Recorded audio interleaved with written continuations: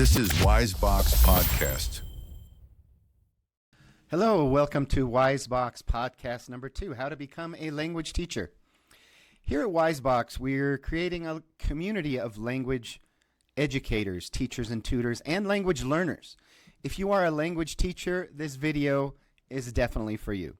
If you are a language learner, this video is also for you. It's important that language learners understand the difference between poor teaching and effective teaching. So how do you begin your teaching journey? If you have formal language teacher training, you're ahead of the game. And if you don't, you should assess your training needs. I've observed hundreds of language teachers, and what I've concluded is that teachers need to develop a basic skill set. Let's look at the steps to become a new language teacher. If you're a new teacher, you generally rely on language materials to teach. First, you should assess your training needs, then develop a basic skill set in order to teach better. After teaching a while, you've hopefully incorporated a variety of skills into your teaching repertoire. At this point, you need to upgrade and develop a more advanced skill set. I've developed a professional development spectrum for new language teachers, but if you're an experienced teacher, this also applies to you. There are 3 major skill sets and 6 subsets. The 3 major skill sets include language levels and descriptors, comprehensible input and scaffolding strategies, and corrective feedback. The 6 subsets include classroom management, lesson phases, the use of materials, interaction and learning strategies, and finally, formative assessment. The first thing you need to understand to be an effective language teacher is language levels. In this graphic, you can see a very simple classification of language levels from A1 all the way up to C2. Each level of language will have certain skills and competencies attached to it. When we talk about language descriptors, what we're talking about is what are the skills a student possesses in different language competencies: pronunciation, grammatical competence, lexical repertoire, pragmatic competence. How does the student manifest these in the target language at the beginner level? Students often use isolated words, can't make sentences, don't know most common words, and their brain makes lists. As they gain competence, they start using memorized phrases. This is important. You've probably heard on Instagram or Facebook, language apps say you shouldn't memorize language. That's baloney. You need to memorize language at a certain level because this is the bridge to higher proficiency in the target language.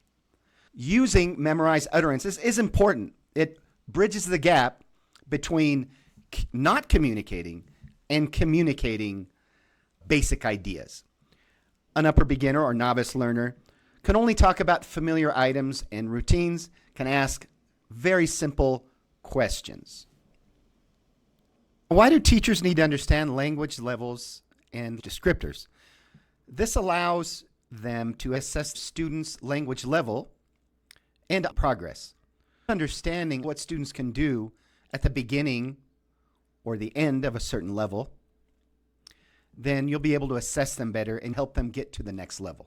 The next big skill set is the role of comprehensible input and scaffolding strategies that allow students to gradually develop listening and reading comprehension while focusing on improving oral production.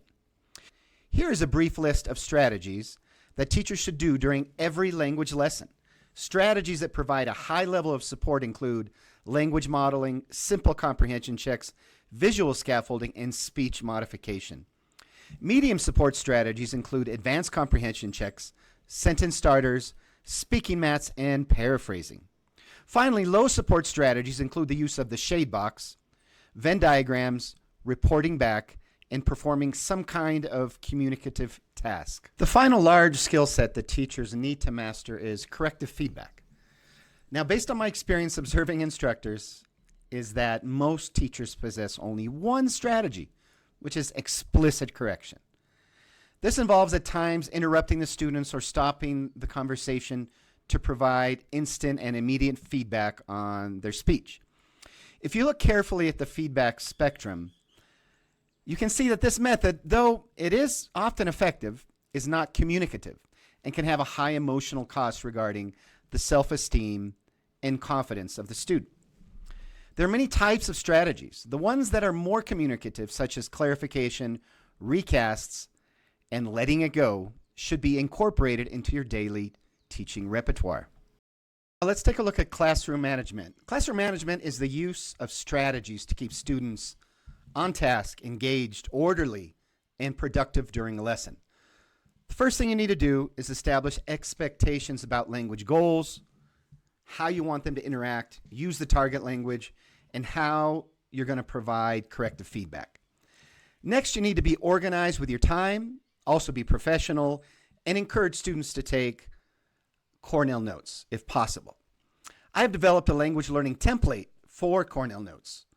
If you're interested, send me an email and I will send you the template free of charge.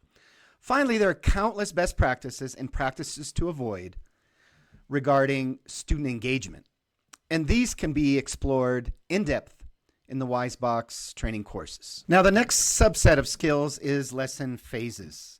You can see in the spectrum that most lessons follow a logical sequence: the presentation phase, a practice phase, and finally a performance phase. During each phase, there are a number of best practices that should be implemented to ensure a successful lesson.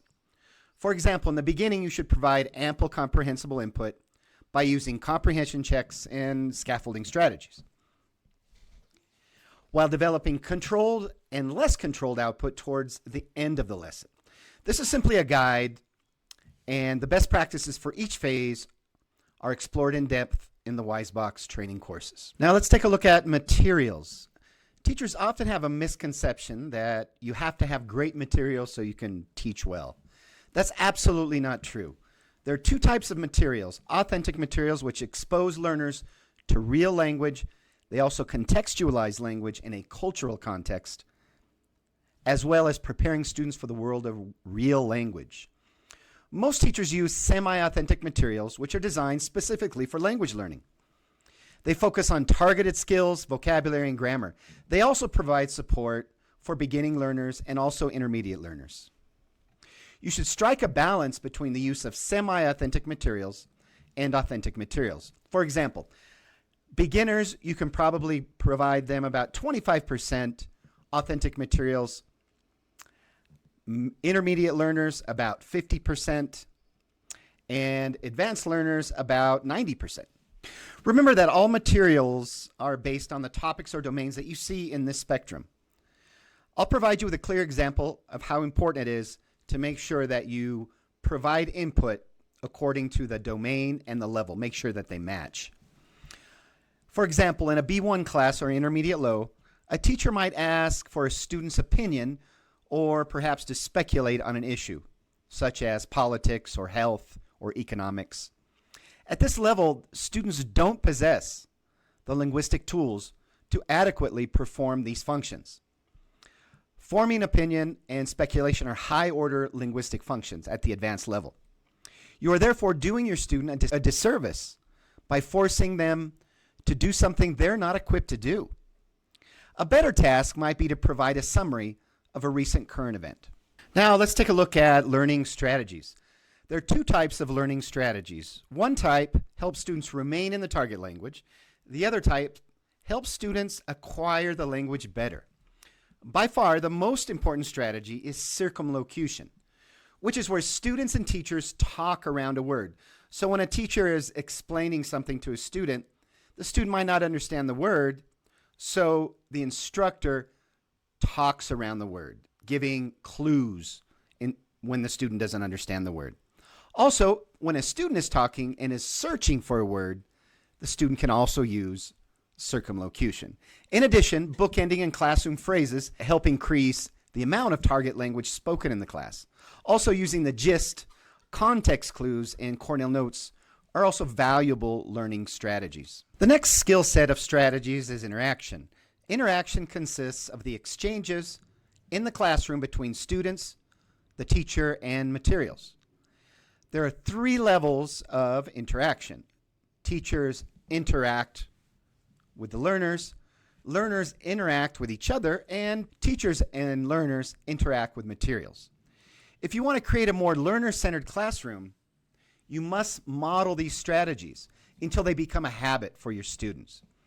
You must model them and encourage students to use them during a lesson. You can encourage students, for example, to interject, ask each other questions, and provide peer feedback.